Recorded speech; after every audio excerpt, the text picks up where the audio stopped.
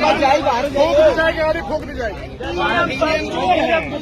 वो तो सत्ते के गुलाम हम बोल रहे हैं। मशीनों का आना, जहां इनको रखा नहीं जाना था आके यहां खड़ा हो जाना, और जो ड्राइवर आया वो गायब हो जाना, किसी कोई जवाब नहीं देना, थोड़ा संदेह पैदा हो एसपी हो, कप्तान हो, चाहे जो चाहे दरोगा ही आप भी हो, सत्ते के गुलाम है। पे कोई पास नहीं लगा, इसका कोई कागजात नहीं मिल रहा, इसका ड्राइवर भी नहीं मिल रहा।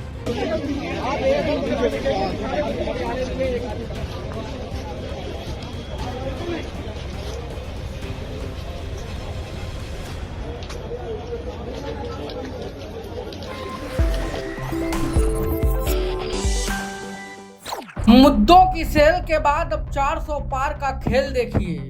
जौनपुर में सपाइयों ने ऐसा गदर काटा कि पुलिस के ही हाथ पांव फूल गए। ये भारी भरकम ट्रक देख रहे हैं आप, ये किसी सपा वाले का नहीं है जो पुलिस इसका चालान काटने जा रही हो और सपाई हंगामा काट रहे हैं, बल्कि इस ट्रक में ईवीएम है। फिर से सुनिए, ईवीएम, जी हाँ ईवीएम, जिसमें आप अपना वोट डालकर आए थे। ट्रक से भरा ईवीएम देखकर सवाल उठने लगे, बवाल होने लगा। दरअसल बीती रात बाहुबली धनंजय सिंह के गढ़ जौनपुर के पूर्वांचल यूनिवर्सिटी में बनाए गए स्ट्रांग रूम में सभी ईवीएम को कड़ी सुरक्षा के बीच जमा कर दिया गया था और स्ट्रांग रूम के बाहर सुरक्षा कर्मियों को तैनात कर दिया गया था ताकि ईवीएम पर परिंदा भी पर ना मार सके, सिवाय बीजेपी को छोड़कर।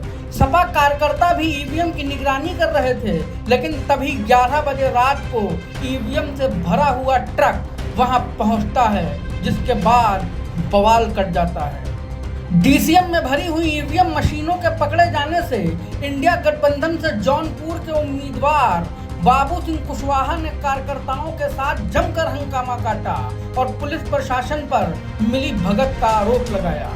मौके पर मौजूद जौनपुर डीएम के झुलमुल रवैये से इंडिया गठबंधन के प्रत्याशी बाबू सिंह कुशवाहा ने चुनाव में बड़े हेर फेर का आरोप लगाया है। लेकिन ये संदेह पैदा करता है कि मशीनों का आना, जहां इनको रखा नहीं जाना था आके यहां खड़ा हो जाना, और जो ड्राइवर आया वो गायब हो जाना, किसी कोई जवाब नहीं देना, थोड़ा संदेह पैदा करता है। गाइडलाइन जारी है कि जो भी मशीनें शिफ्ट होंगी उस पर बाकायदा पास लगा रहेगा, बाकायदा प्रोटोकॉल के तहत वो मशीनें जाएंगी, लेकिन इस पर कोई पास नहीं लगा, इसका कोई कागजात नहीं मिल रहा, इसका ड्राइवर भी नहीं मिल रहा।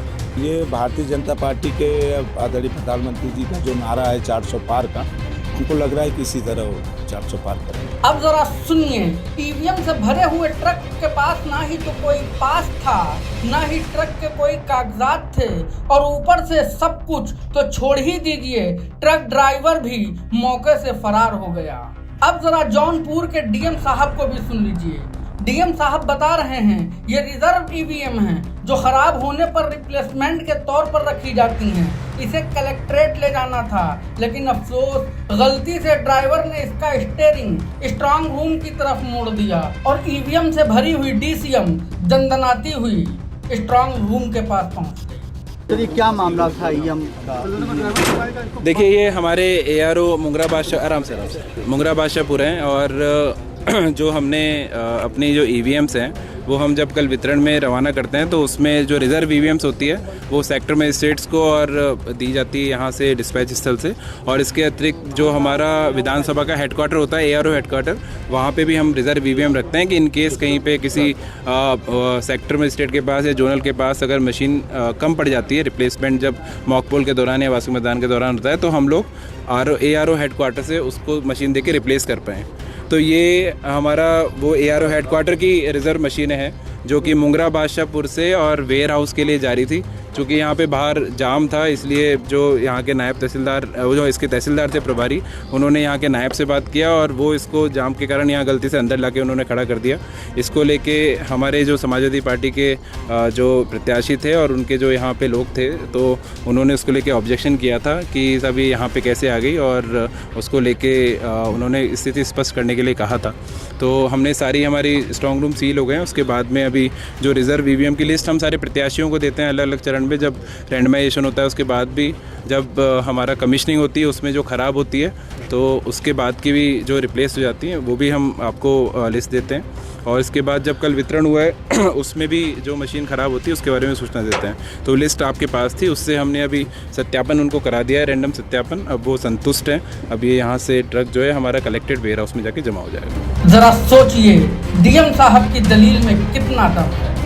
इतनी साफ गोई से तो कोई कातिल भी अपने गुनाह को नहीं छिपाता है, जिस तरह से डीएम पूरी ईवीएम से भरा ट्रक ही छुपा ले गए। लेकिन प्रशासन की छाती पर चढ़े सवाल पूछ रहे हैं कि अचानक से स्ट्रांग रूम के पास ईवीएम से भरा हुआ ट्रक कैसे पहुंच गया। कलेक्ट्रेट जाने वाला ट्रक स्ट्रांग रूम की तरफ कैसे मुड़ गया और पकड़े जाने पर ट्रक का ड्राइवर आखिर क्यों भाग गया। डीएम साहब, आपकी दलीलों में बिल्कुल भी दम नहीं नजर आ रहा है। सपा का कहना है कि जनता ने बीजेपी को बुरी तरह हरा दिया है।